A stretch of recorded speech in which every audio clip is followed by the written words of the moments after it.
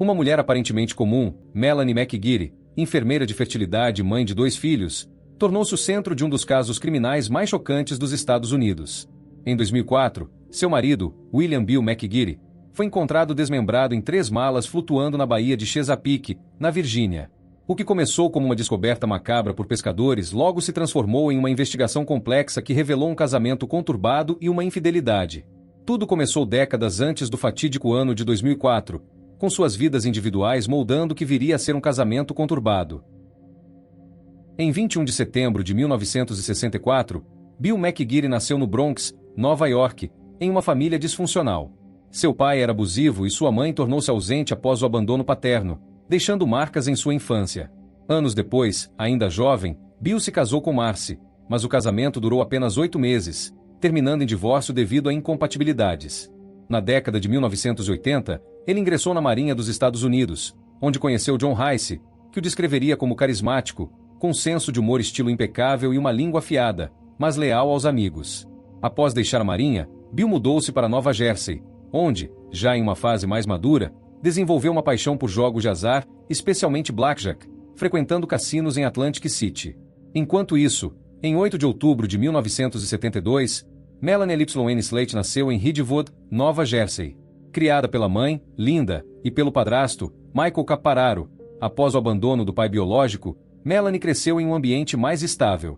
Inteligente e determinada, ela se destacou academicamente.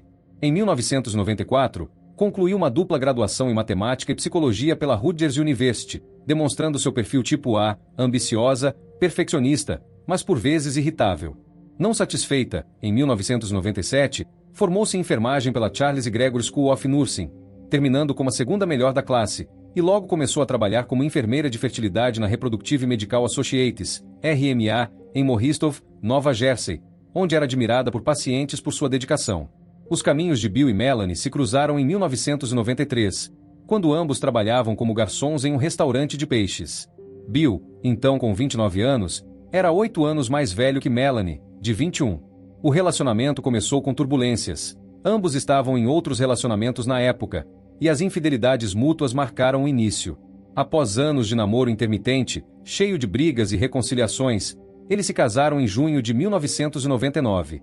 Para o mundo exterior, parecia um casal perfeito. Ele, um veterano e programador. Ela, uma enfermeira talentosa.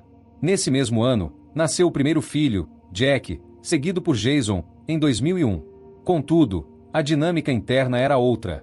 O casamento era repleto de conflitos, agravados pelos problemas financeiros causados pelo vício de Bill em jogos e por traições de ambos os lados. Em 2001, Bill concluiu sua graduação no New Jersey Institute of Technology, NJIT, e conseguiu um emprego como programador de computadores e analista sênior no Departamento de Desenvolvimento de Recursos de Informação da instituição, consolidando sua carreira. Já Melanie, nesse período, prosperava profissionalmente na RMA, mas os atritos com Bill cresciam. Ele queria uma vida diferente, talvez em Virginia Beach, onde os custos eram mais baixos, enquanto Melanie insistia em permanecer em Nova Jersey, perto de sua família. O ponto de inflexão veio em abril de 2004, quando o casal fechou a compra de uma casa em Warren County, Nova Jersey, avaliada entre $450 mil a $500 mil, com um grande quintal para os filhos. A aquisição, que deveria ser um marco positivo, expôs ainda mais as tensões. Melanie via a casa como uma forma de proteger as economias de Bill, frequentemente dissipadas em cassinos, enquanto ele sonhava com uma mudança para Virginia Beach, onde acreditava que poderiam viver melhor. O dia 28 de abril de 2004 foi um marco para Bill e Melanie McGeary, pois assinaram os documentos finais para a compra de sua casa dos sonhos em Warren County, New Jersey. A manhã transcorreu com uma rotina aparentemente normal. Melanie levou os filhos, Jack e Jason, ao jardim de infância, enquanto Bill foi ao barbeiro, um detalhe que sugere um dia comum antes do compromisso financeiro que ambos estavam prestes a assumir. Depois disso, o casal se encontrou para resolver questões bancárias relacionadas à hipoteca, um momento que Bill celebrou com entusiasmo. Em uma ligação para seu amigo de longa data, John Rice, ele expressou estar muito animado com a aquisição, até convidando John e sua esposa Susan para ajudá-lo na mudança, o que refletia sua empolgação com o novo capítulo que imaginava estar começando. À noite, no entanto, o tom mudou. Melanie conversou por telefone com seu amante, Dr. Bradley Miller, e descreveu uma cena doméstica mais calma. Bill havia consumido alguns copos de vinho e adormecera no sofá da sala de estar do apartamento em Woodbridge. Ela assegurou a Miller que, quando Bill acordasse, eles teriam uma discussão séria sobre o estado do casamento, sinalizando que os problemas acumulados estavam prestes a emergir. Essa ligação ocorreu por volta das 18 horas e foi o último registro de interação de Melanie com alguém sobre Bill naquele dia. Curiosamente, após esse horário, Bill parou de responder mensagens de amigos, um comportamento que muitos acharam estranho para alguém geralmente comunicativo, especialmente em um dia tão significativo. A versão de Melanie sobre os eventos após essa noite é detalhada e constitui a base de sua narrativa defensiva. Ela afirmou que, por volta das 3 horas da manhã de 29 de abril, ela e Bill acordaram, possivelmente ainda no sofá ou após terem se deslocado para outro cômodo, e iniciaram uma discussão sobre a compra da casa. Melanie argumentou que possuir uma casa própria não era sua sonha de vida, já que crescerá em um lar confortável com uma família estável, enquanto Bill, vindo de uma infância mais difícil, via a aquisição como um objetivo pessoal desde jovem. A conversa escalou quando Bill expressou frustração por estar preso a uma hipoteca de 15 anos por uma casa cara em New Jersey, quando seu desejo era morar em Virginia Beach, onde os imóveis eram mais baratos. O ponto crítico da briga surgiu de um detalhe banal. Enquanto Melanie dobrava roupas recém-lavadas, Bill notou um lenço de secadora, uma alternativa ao condicionador líquido de roupas, saindo do bolso de uma camiseta infantil. Isso o enfureceu, pois ele considerava esses lenços perigosos para os filhos, acreditando que poderiam causar asfixia se ingeridos. No auge da discussão, ele perdeu o controle, empurrou Melanie contra a parede, deu-lhe um tapa e tentou forçar o lenço em sua boca, gritando que ela era uma mãe horrível e preguiçosa. Assustada, Melanie percebeu que seu filho de 2 anos, Jason, assistia à cena. Ela agarrou o menino e correu para o banheiro, trancando a porta. De lá, ouviu Bill andando pela casa, subindo e descendo escadas, o que ela interpretou como ele juntando suas coisas. Minutos depois, a porta da frente bateu, e o silêncio tomou conta do apartamento. Bill saiu gritando que ela nunca mais o veria e que ela poderia dizer aos filhos que não tinham mais pai, palavras que Melanie inicialmente tomou como uma ameaça impulsiva, esperando que ele voltasse após se acalmar, como já havia ocorrido em outras ocasiões. Após a saída de Bill na madrugada de 29 de abril, Melanie não tomou nenhuma providência imediata para relatar seu desaparecimento às autoridades, uma decisão que posteriormente levantaria suspeitas significativas. Na manhã seguinte, ela manteve sua rotina habitual, levou os filhos ao jardim de infância e seguiu com suas atividades como se nada fora do comum tivesse acontecido. Nos dias que se seguiram, quando amigos como John e Susan Rice começaram a perguntar sobre o paradeiro de Bill, Melanie ofereceu uma explicação simples. Ele provavelmente havia ido para Atlantic City, um lugar que frequentava devido ao seu gosto por jogos de azar, especialmente blackjack. Susan Rice recordou que Melanie mencionou que Bill tinha ido embora depois de uma briga feia, sugerindo que ele precisava esfriar a cabeça nos cassinos. Essa história foi reforçada em conversas com outros amigos próximos, como Celine Travis, a quem Melanie disse que Bill estava estressado com suas responsabilidades e que talvez tivesse ido para Atlantic City se metido com as pessoas erradas. Contudo, Melanie não fez qualquer tentativa de contatá-lo ou verificar sua localização, mesmo quando dias se passaram sem notícias. Isso era particularmente notável, já que Bill havia tirado 2 semanas de folga do trabalho para organizar a mudança para a nova casa, o que tornava sua ausência prolongada ainda mais incomum. Em vez de buscar ajuda policial, ela tomou medidas legais. Em 30 de abril, pediu uma ordem de restrição contra Bill, alegando violência, e em 25 de maio, iniciou um processo de divórcio, ações que contrastavam com sua inação em reportar oficialmente o desaparecimento. A sequência macabra que revelou o destino de Bill começou em 5 de maio de 2004, quando os pescadores Chris Henkel e Don Connor, acompanhados de seus filhos, estavam em uma expedição matinal na Baía de Chesapeake, perto do Chesapeake Bay Bridge Tunnel, uma estrutura de 28 quilômetros que liga Virginia Beach ao resto do litoral leste dos Estados Unidos. Eles haviam saído de Virginia Beach em uma pequena iate, aproveitando a temporada de pesca de primavera, quando um dos filhos de Don, um menino de 12 anos, avistou algo flutuando na água. Uma mala Kenneth Cole de cor verde escura, parte de uma linha vendida em conjuntos familiares. Inicialmente, Chris pensou que poderia ter caído de um carro na ponte acima, enquanto o menino imaginava um tesouro pirata. Com esforço conjunto, eles puxaram a mala para o barco, notando seu peso inesperado. Ao abri-la, encontraram um saco de lixo preto que, ao ser rasgado pelo filho de Don, revelou 2 pernas humanas cortadas na altura dos joelhos. O choque foi imediato, e Chris, temendo algo não destinado aos olhos das crianças, chamou a emergência. A guarda costeira recolheu a mala, e a condição das pernas, ainda bem preservadas e sem sinais de sangramento, sugeriu que haviam sido jogadas na água recentemente, um detalhe que se tornaria essencial para estabelecer a linha do tempo do crime.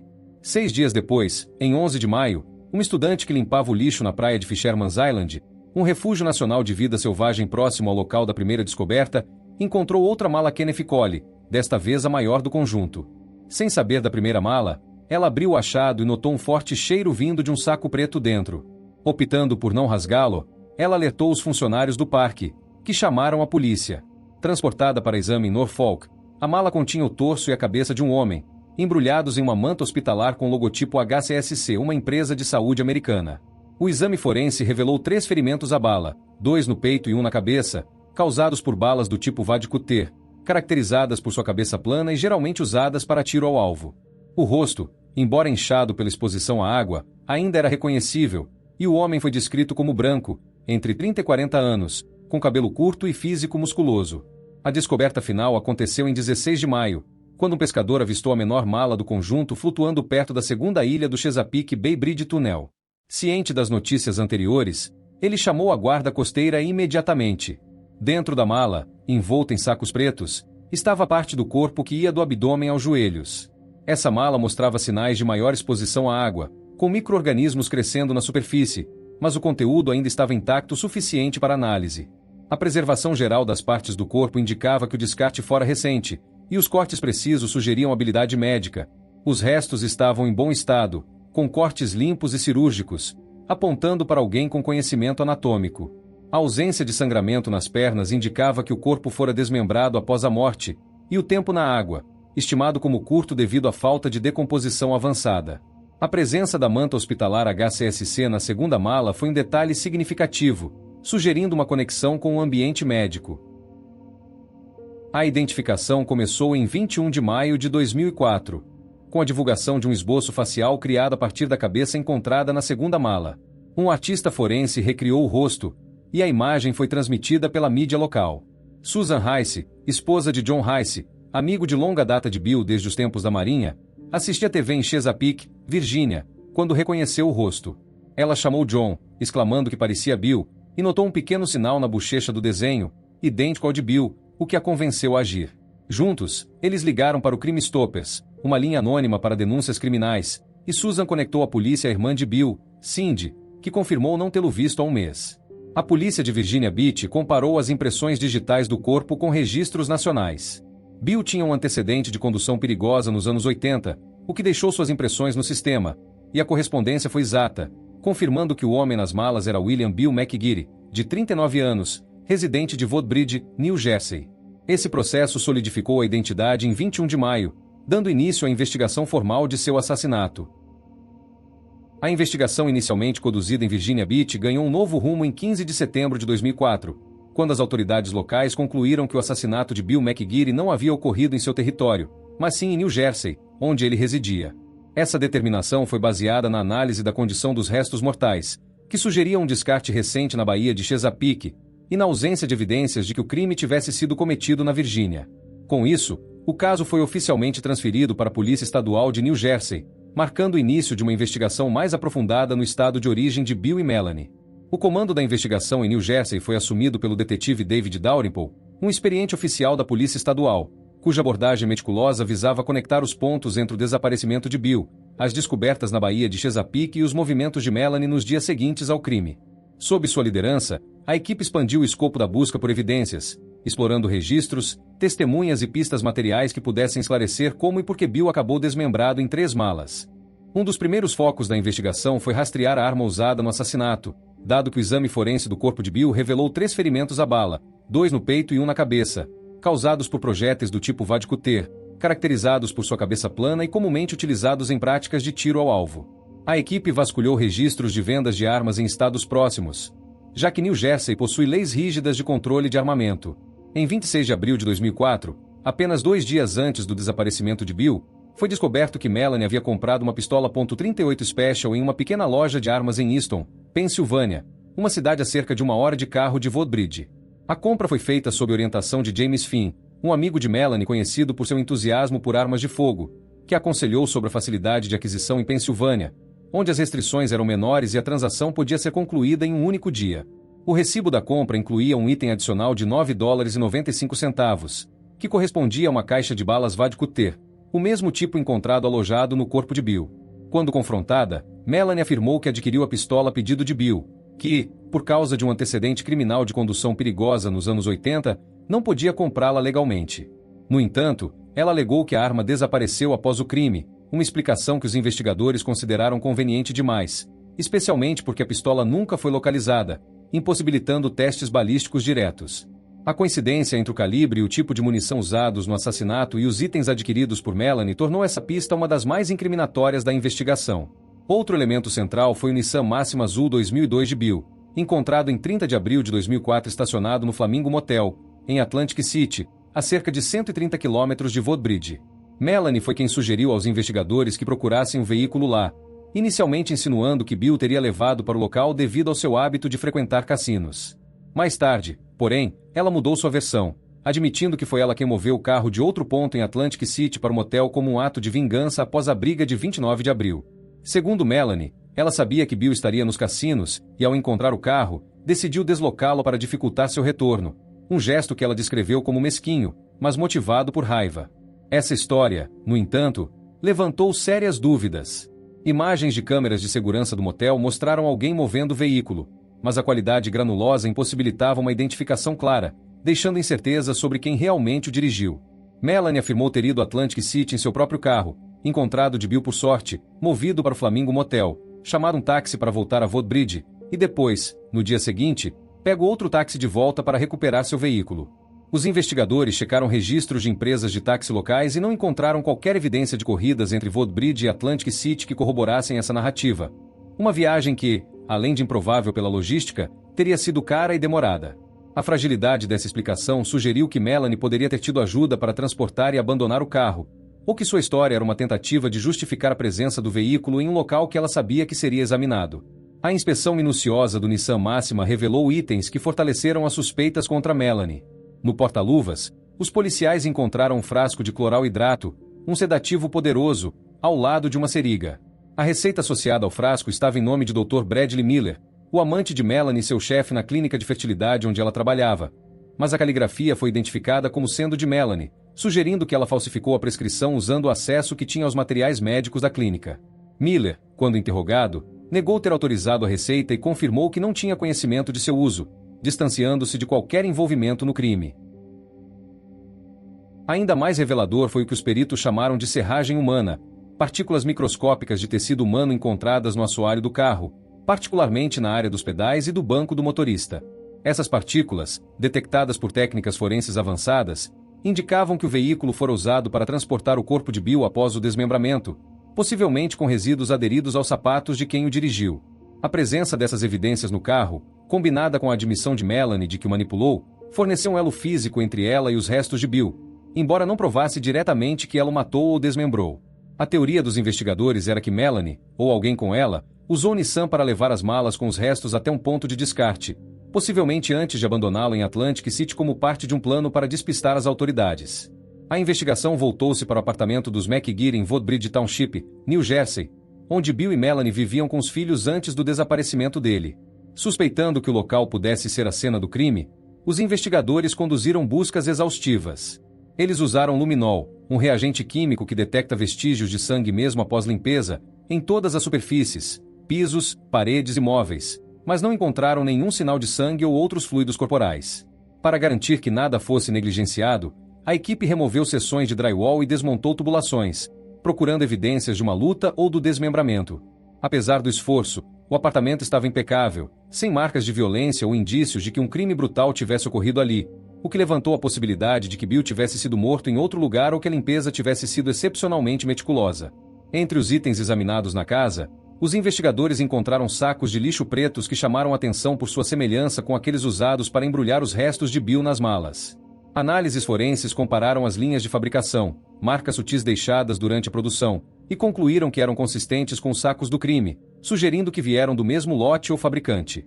No entanto, essa correspondência não era definitiva, pois sacos desse tipo eram amplamente disponíveis, o que limitou seu peso como prova conclusiva. Outro achado significativo foi a ausência de certas malas Kenneth Cole no estoque doméstico de Melanie. Ela admitiu possuir um conjunto da marca, mas as peças correspondentes às encontradas na Baía de Chesapeake, uma pequena, uma média e uma grande, todas verde escuras, estavam faltando. Essa lacuna reforçou a teoria de que Melanie usou suas próprias malas para descartar o corpo, embora ela negasse veementemente essa acusação.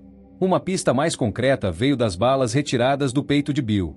Os peritos identificaram fibras verdes de poliéster aderidas a um dos projéteis, um material que, após análise microscópica, foi considerado idêntico ao enchimento do sofá da sala do apartamento. A hipótese levantada foi que o assassino usou uma almofada ou parte do sofá como silenciador improvisado durante os disparos, abafando o som e deixando essas fibras presas à bala ao atravessá-la.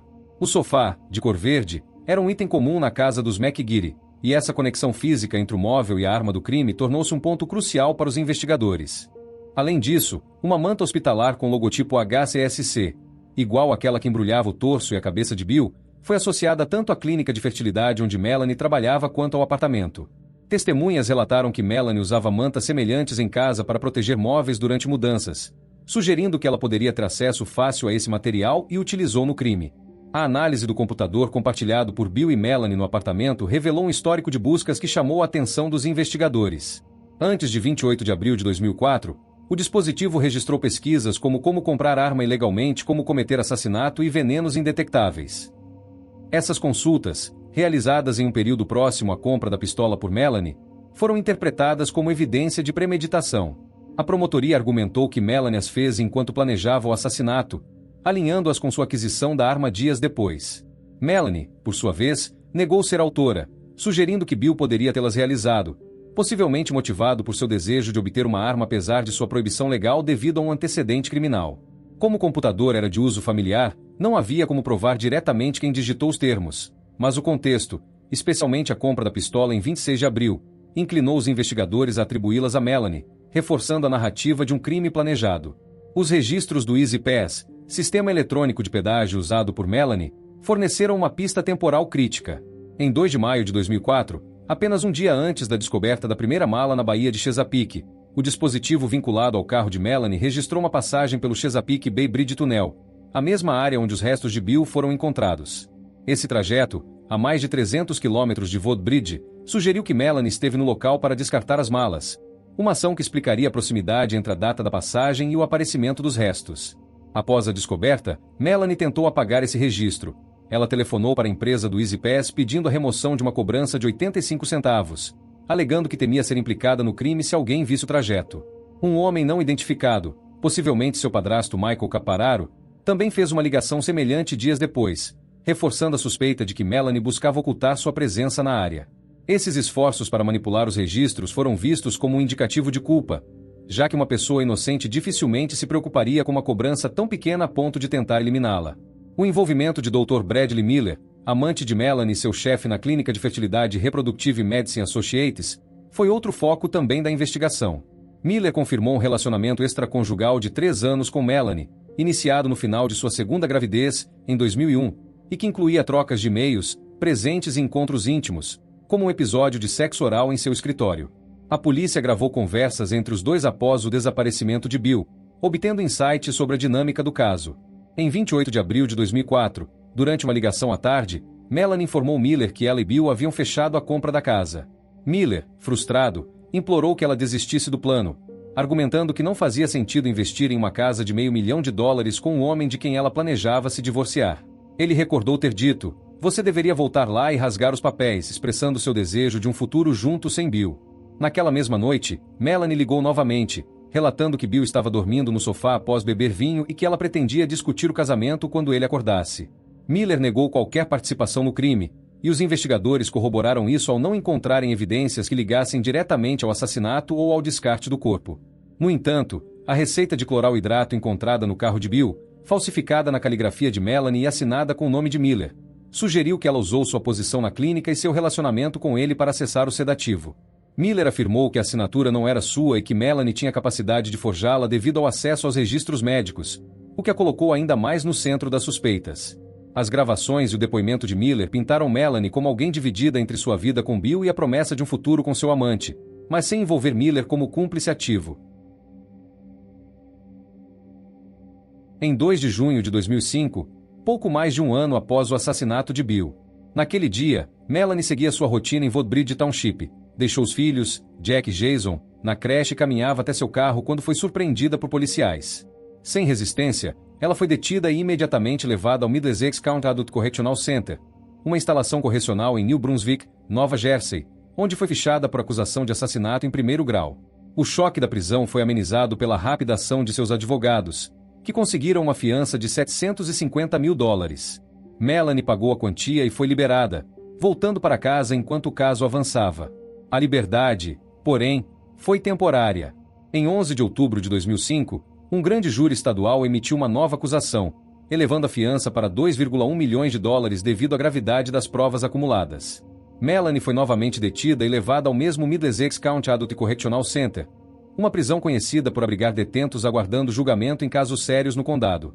Lá, ela passou dias sob custódia, isolada em uma cela enquanto seus advogados negociavam. Com recursos financeiros e apoio legal, ela conseguiu pagar a fiança elevada e foi solta mais uma vez, retornando à vida cotidiana sob intensa vigilância pública e policial. A terceira prisão veio em 26 de outubro de 2006, quando Melanie enfrentou 2 acusações adicionais de dificultar a apreensão. A promotoria alegou que ela escrevera cartas à polícia com informações falsas para despistá-los, uma tentativa de obstruir a justiça. Dessa vez, a detenção foi breve. Levada novamente ao Middlesex County Adult Correctional Center, ela foi liberada após pagar uma fiança menor, de $10 mil. Durante esses períodos entre 2005 e 2007, Melanie aguardou o julgamento em liberdade condicional, mas sob restrições rigorosas, vivendo em Woodbridge ou arredores enquanto se preparava com sua equipe de defesa. Essas prisões intermitentes refletiam a crescente pressão da promotoria, que via Melanie como uma suspeita astuta e perigosa, enquanto ela mantinha sua postura de inocência. O julgamento de Melanie McGeary, que começou em 5 de março de 2007 no Tribunal do Condado de Middlesex, em New Brunswick, Nova Jersey, foi o ápice de uma investigação que durou quase 3 anos. Antes mesmo de enfrentar o júri, Melanie passou por uma série de prisões e liberações sob fiança, um período marcado por tensão e preparação legal. A promotora Patty Prezioso e a defesa travaram uma batalha de 5 semanas, com evidências circunstanciais de um lado e uma narrativa de inocência do outro, culminando em uma sentença que ecoa até hoje. No tribunal, Patty Prezioso apresentou uma teoria detalhada e implacável. Segundo ela, o crime ocorreu na noite de 28 de abril de 2004, após o casal fechar a compra de uma casa em Warren County. Melanie, decidida a se livrar de Bill, teria usado cloral hidratado, obtido com uma prescrição falsificada do Dr. Bradley Miller, para sedá-lo enquanto ele dormia no sofá após tomar vinho. Com ele inconsciente, ela pegou a pistola 38 Special comprada dias antes, posicionou uma almofada do sofá verde como silenciador e disparou 3 vezes, 2 no peito e 1 na cabeça. Depois, com a precisão de uma enfermeira treinada, desmembrou o corpo em 3 partes: pernas, torso com cabeça e quadris com coxas. Embrulhou-as em sacos de lixo pretos de sua casa e colocou-as em malas Kenneth Cole do conjunto familiar. Por fim, as descartou na Baía de Chesapeake, com a ajuda de um cúmplice não identificado, possivelmente para transporte ou descarte. O motivo, para Prezioso, era claro. Melanie queria escapar de um casamento em colapso e viver com Miller, seu amante há 3 anos, enquanto protegia as economias do casal do vício de Bill em jogos de azar.